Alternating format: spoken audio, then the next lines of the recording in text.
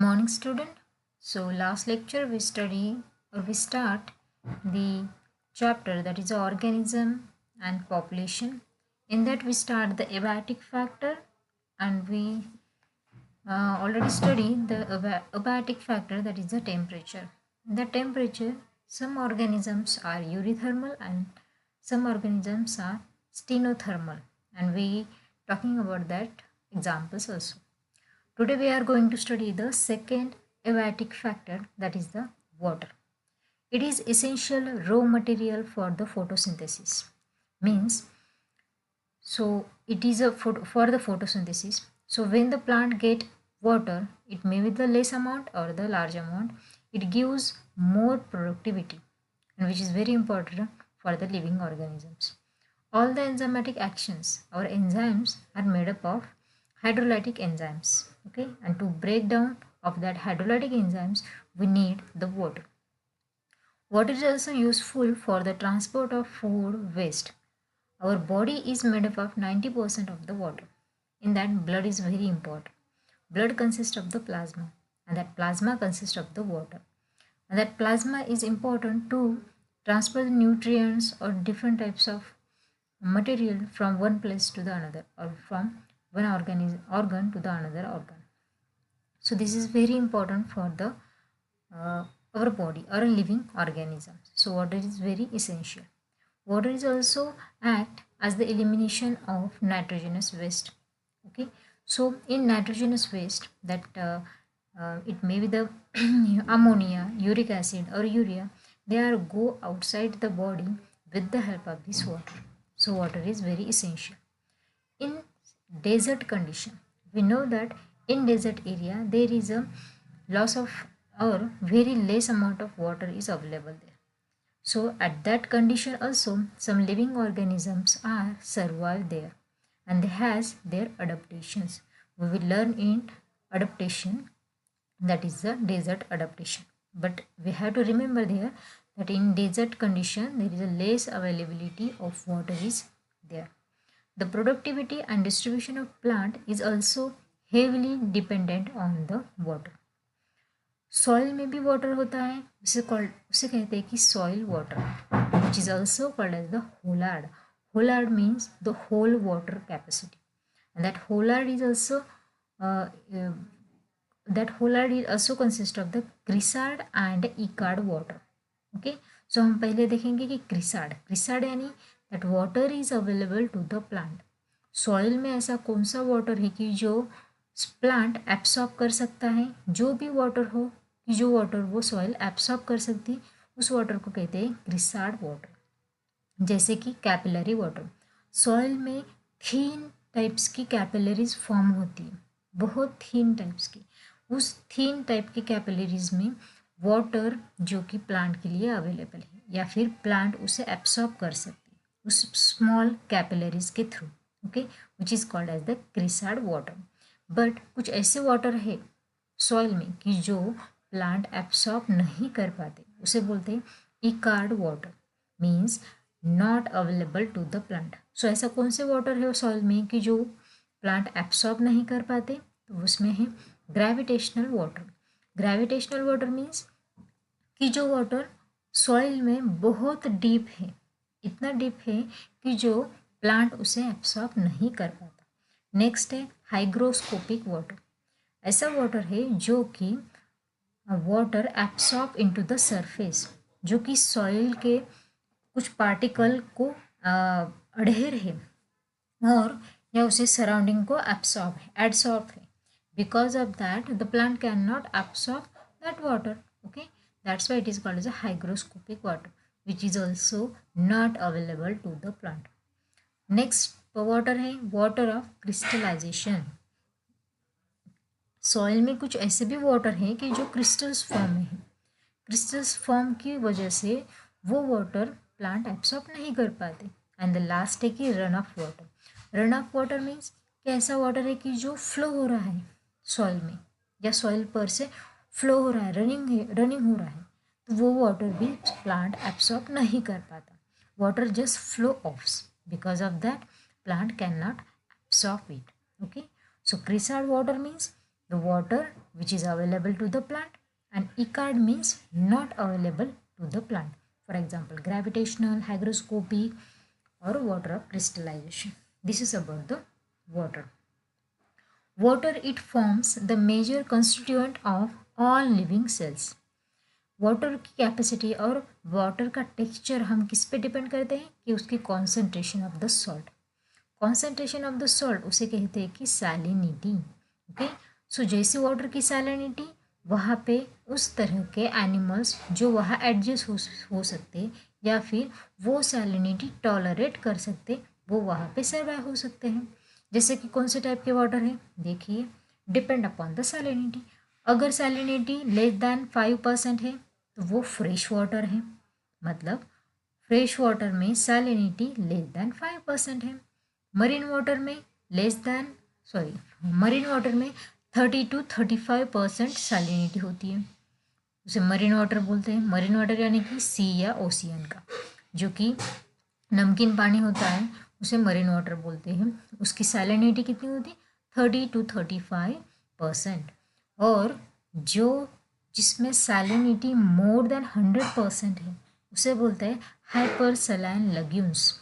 Okay, इसमें भी कोई ऑर्गेनिज्म रहते हैं. Okay, so these are the different 3 waters which having the different organism. They are tolerate this type of salinity and survive there. Okay, so on the basis of these 3 types, there are the 2 main types of water, that is, or organism, that is stenohaline organisms and euryhaline organisms. यहाँ पे halines means की salt, steno means narrow. So stenohaline water means या फिर stenohaline organism means the animal which can tolerate narrow range of salinity.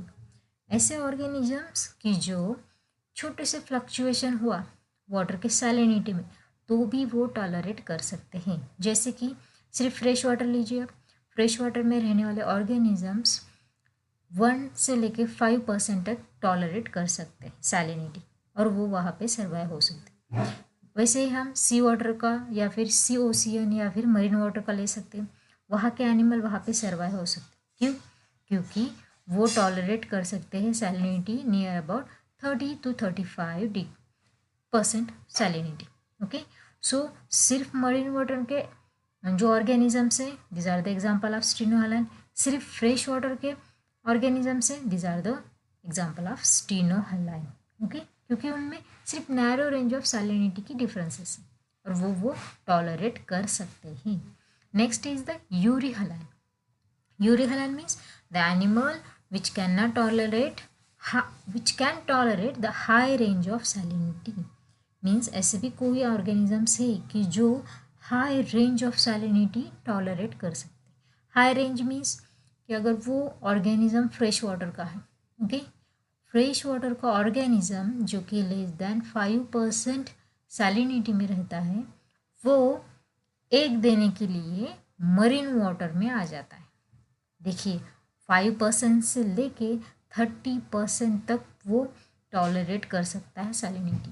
This is the large और the high range of salinity they can tolerate. Okay, या vice versa हो सकता है कि marine water का animal fresh water में जा रहा है. Okay, so this is the euryhaline. For example the migratory fish. अगर कोई ऑर्गेनिज्म फ्रेश वाटर से लेके मरीन वाटर तक आ रहा है तो वो माइग्रेट हो रहा है, वन प्लेस से अनदर प्लेस तक जा रहा है, वो भी हाई रेंज क्रॉस करके. It may be the salinity. यहाँ पे सैलिनिटी कि वो हाई रेंज ऑफ सैलिनिटी पास कर रहा है, जैसे कि वो फ्रेश वाटर से लेकर मरीन वाटर तक आ रहा है. Why? Because for different reason. Sometimes it is for the laying the eggs. So अगर वो फ्रेश वाटर में रहता है लेकिन एग ले करने के लिए उसे मरीन वाटर में आना पड़ता है, या फिर वाइस वर्सा, मरीन से लेके फ्रेश तक. This is called as the euryhaline water और euryhaline organisms. Okay, here is some pictures images of the urihaline animals and that stenohaline animals. Uri means high range of salinity, steno means narrow range of salinity. Third factor is the light. The major source of light on earth is the sun. We know that sun एक सबसे अच्छा light का source है, और because of that sun we get the large amount of light which is very essential for the plant to perform the photosynthesis.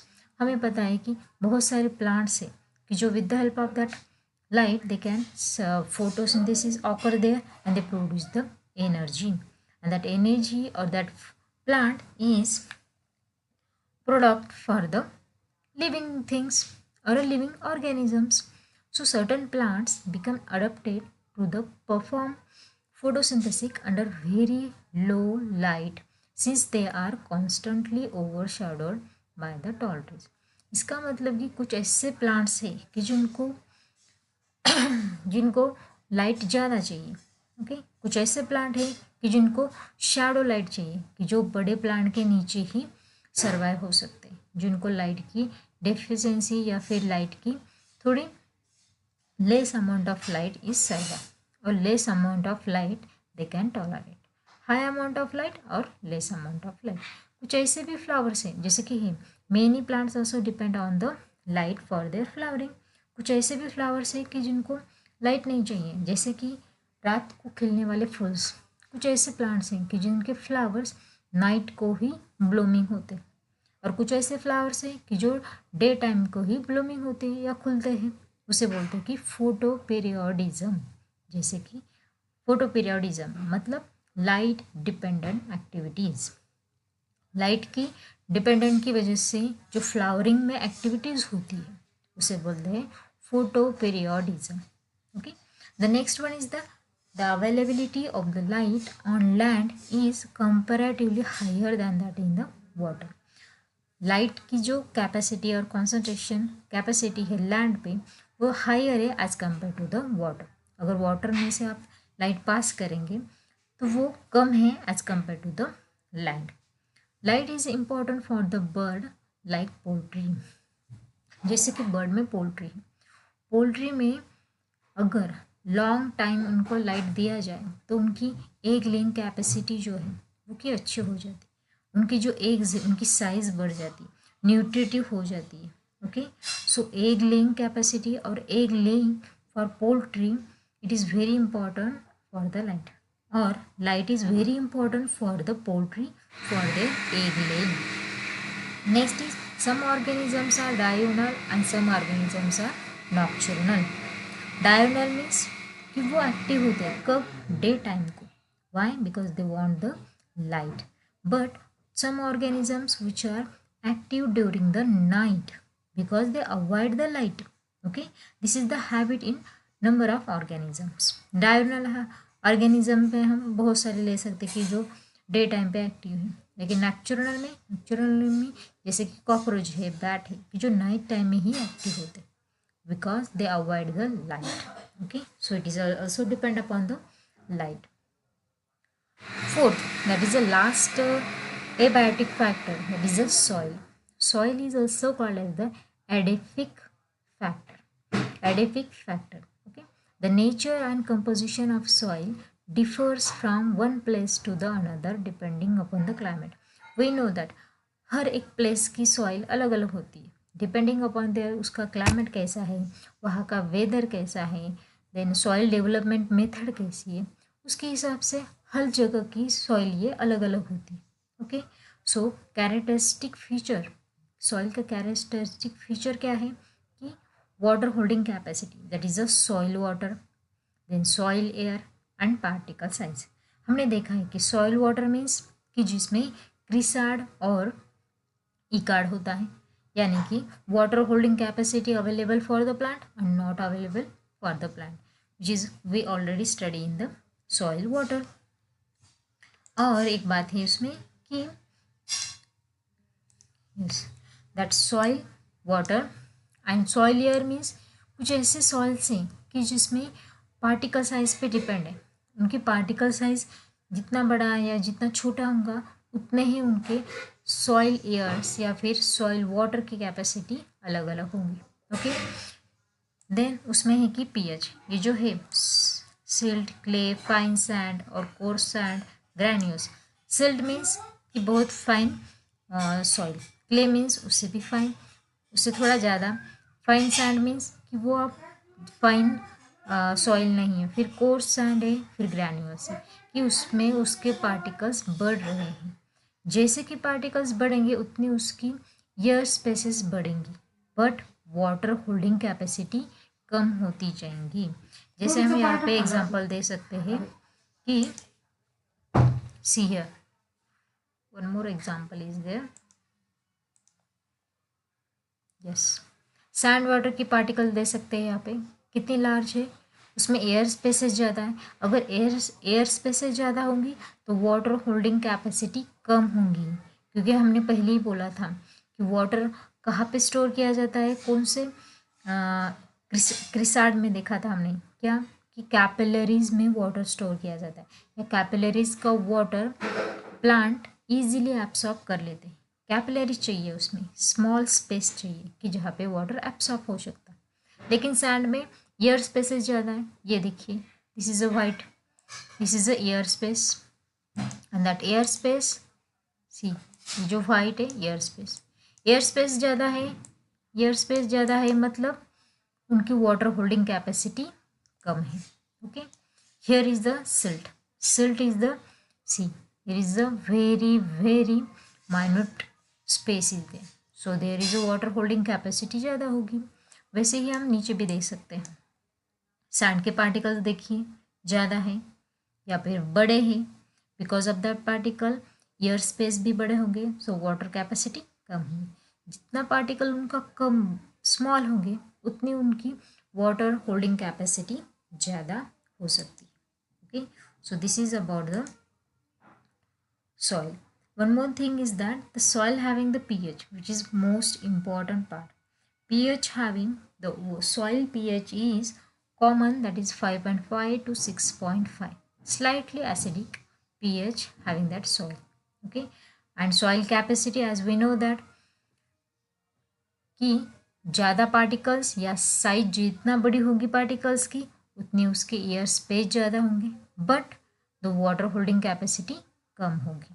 Okay, as per this is the increasing decreasing amount of water holding capacity, that is कि silt में ज़्यादा water absorb होगा, then clay, then fine sand, then coarse sand and that granules. Okay, so this is about the soil.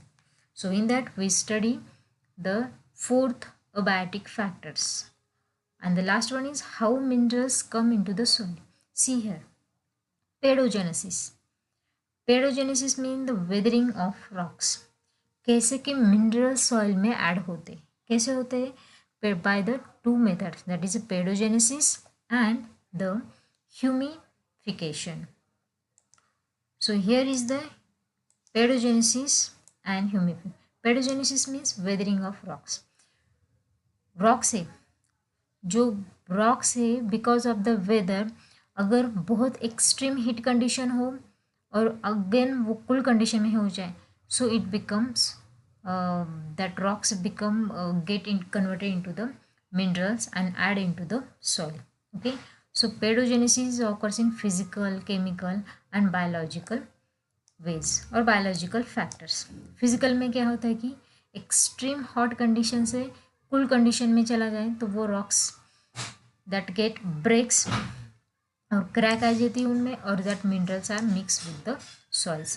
Chemical में अगर acid rain हो तो वो rocks break हो जाते हैं और उनके small fine particles mix with the soils.